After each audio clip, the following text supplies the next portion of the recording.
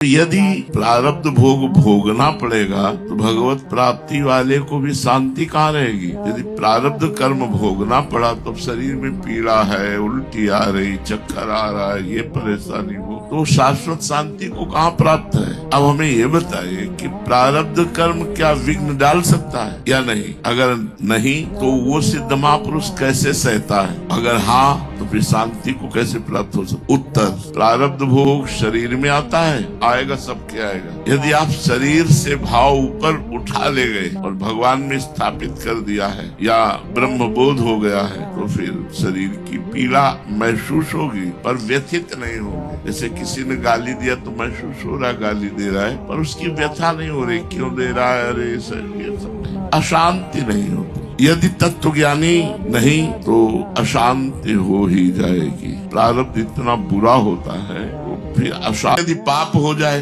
तो प्रकाशित कर देना चाहिए, और होता उल्टा है। हम अपने साधन भजन की बातें तो बता सकते हैं लेकिन पाप की बात नहीं बता सकते। इतना कमजोर मन हो जाता है पाप करने से, देहाभिमान इतना पुष्ट हो जाता है कि ऐसा लगता है हमारी बेइज्जती हो जाएगी, लोग कहेंगे ऐसा नीच आदमी है। साधन भजन के फल को और साधन को कभी प्रकट नहीं करना चाहिए और पाप बन जाए तो उसे प्रकट कर देना चाहिए। ये बात सदा याद रखनी चाहिए। जो पाप छिप जाता है वो बहुत बढ़ता रहता है। जिसको पाप छिपाने में सफलता मिल जाती है वो सोचता है मैंने बाजी मार ली, लेकिन उसका पाप दुगना बढ़ता रहता है। पाप की प्रवृत्ति उससे और पाप कराती रहती है, पाप का उत्साह बढ़ जाता है। ऐसे मनुष्य अंत में पाप में नरक में जाते हैं। साधक को चाहिए पाप छिपाने की चेष्टा न करे। यदि पाप हो गया, हमारी सलाह है